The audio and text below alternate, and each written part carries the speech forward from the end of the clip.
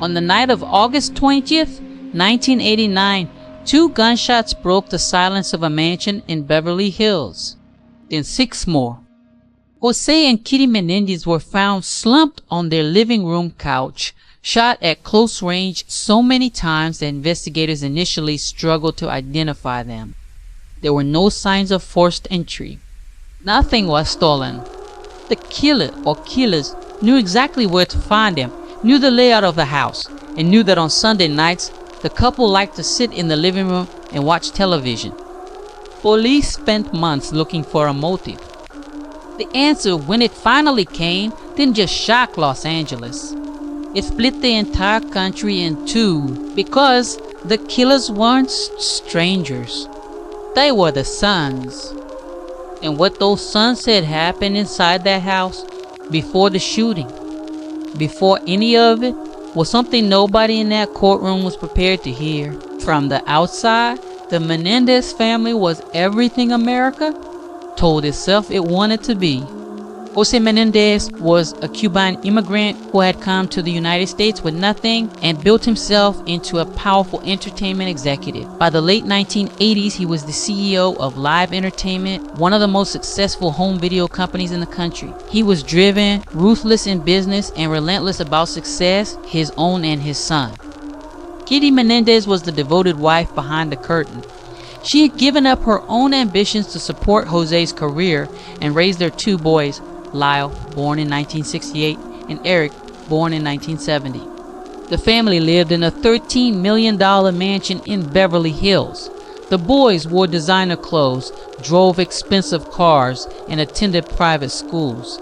Lyle played tennis competitively. Eric showed promise as a junior tennis player good enough to attract professional attention. In every photo, they were smiling. Neighbors who knew the family described the Menendez parents as intensely focused on appearances, the right clothes, the right schools, the right friends, the right image at all times. Jose in particular was described as demanding and controlling, a man who set impossibly high standards for his sons and made sure they understood the consequences of falling short. But appearances, as this story will make devastatingly clear, are almost always incomplete. What was happening behind the closed doors of that Beverly Hills mansion was something the neighbors never saw. Something the extended family didn't know.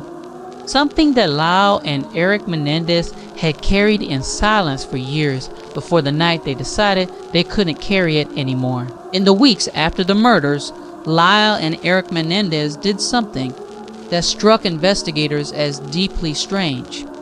They spent money. Lots of it. Immediately. Within days of their parents' deaths, the brothers went on a spending spree that was breathtaking in its speed and its scale. Lyle bought a Porsche. Eric hired a personal tennis coach. They rented a beach house. They bought expensive clothes, jewelry, restaurant meals.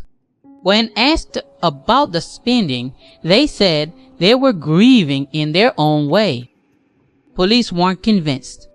But what really broke the case open had nothing to do with the spending. Eric Menendez had been seeing a therapist named Dr. Jerome Oziel.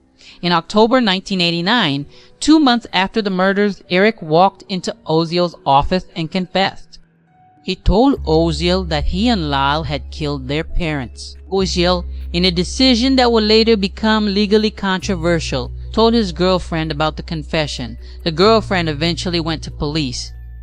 Both brothers were arrested in March 1990. At first, they said nothing. But when the trial finally began in 1993, Lyle and Eric Menendez took the stand and told a story that nobody had been prepared for. They said Jose Menendez had been sexually abusing both of them since they were children. They said Kitty knew. They said they had lived in terror for years, trapped in a house with parents who controlled every aspect of their lives, their friends, their activities, their futures, while subjecting them to abuse that left them permanently damaged. They said they killed their parents because they believed, genuinely and completely, that if they didn't, their parents would kill them first. The courtroom went silent. America went into an uproar. And the question that would dominate the next 2 years was one that nobody had a clean answer to. Does any of that make what they did justified? The first Menendez trial was unlike anything American television had seen before. It was one of the first major criminal cases to be broadcast live, and it pulled in millions of viewers every single day. People watched from home, from offices, from bars. They argued about it at dinner tables and in offices. The prosecution's case was straightforward. Lyle and Eric Menendez were greedy young men who killed their wealthy parents for the inheritance and then invented an abuse narrative to escape responsibility. They pointed to the spending spree, to the lack of any prior report of abuse, to the fact that both brothers had continued living normal lives, playing tennis, attending school, socializing, while the alleged abuse was ongoing. The defense's case was devastating in its detail. Eric and Lyle took the stand separately and described years of abuse with a specificity that was difficult to fabricate. They described specific incidents, specific locations, specific language their father used. They described the shame, the confusion, the complete psychological control their parents had exercised over every aspect of their lives.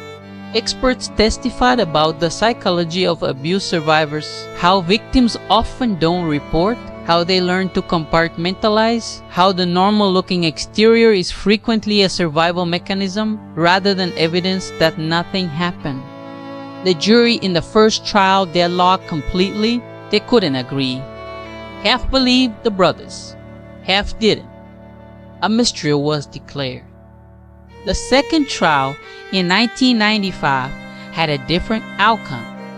A new judge made key decisions that limited what the defense could present. The abuse testimony was restricted. The psychological context was harder to establish. Lyle and Eric Menendez were convicted of first-degree murder. They were each sentenced to life in prison without the possibility of parole. They were 26 and 24 years old. For 25 years, the Menendez brothers sat in California prisons. They became adults behind bars. They educated themselves. They married, both of them in prison ceremonies. They became known among other inmates and prison staff as thoughtful, calm, rehabilitated men who bore little resemblance to the terrified young men who had sat in that courtroom in the early 1990s. Public opinion about their case shifted slowly but steadily over the decades. What had seemed like an obvious fabrication to many observers in 1993 looked different through the lens of everything that came after. The nationwide reckoning with how abuse is reported and believed. The understanding that victims often don't behave in the ways we expect. The growing body of research on trauma and its effects on behavior.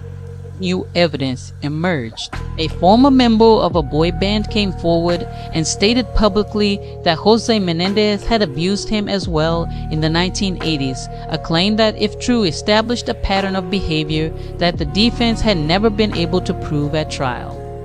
Letters written by Eric Menendez before the murders were discovered, letters in which he described abuse in language that prosecutors and jurors had never seen. In 2023, the Los Angeles District Attorney's Office announced it was reviewing the case. In 2024, a judge ruled that the brothers were eligible for resentencing.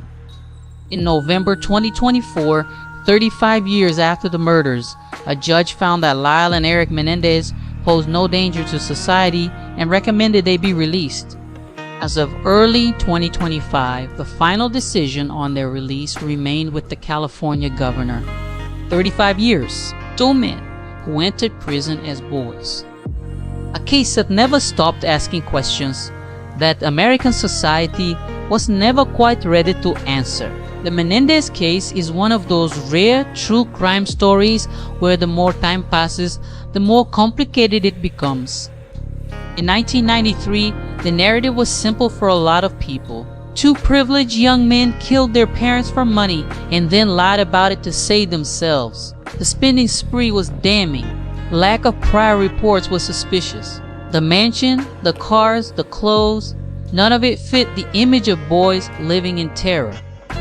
But simplicity is almost always a choice we make when the truth is too uncomfortable. The truth is that abuse happens in Beverly Hills mansions just as surely as it happens anywhere else. The truth is that victims of long-term abuse by a parent often don't report it, often don't show visible signs of it, often learn to perform normalcy so convincingly that even the people closest to them see nothing. The truth is that a jury of 12 people couldn't agree, not once, but over and over on what the right answer was. I'm not telling you Lyle and Eric Menendez were innocent. 2 people are dead. Jose and Kitty Menendez were shot in their own home on a Sunday night, and nothing changes that. But I am asking you to sit with the discomfort of a story that doesn't resolve cleanly. A story where the villains might also have been victims, where the victims might also have been villains, where the system that was supposed to find the truth may have simply found the most convenient version of it. 35 years later, 2 men are still waiting to find out if they'll ever walk free. And America is still arguing about whether they should. Next week, we're covering a case where the family secret was even darker, and where the person who finally exposed it wasn't a lawyer, wasn't a detective, and wasn't even an adult. It was a 15-year-old girl who decided she'd had enough of everyone's silence. Don't miss it.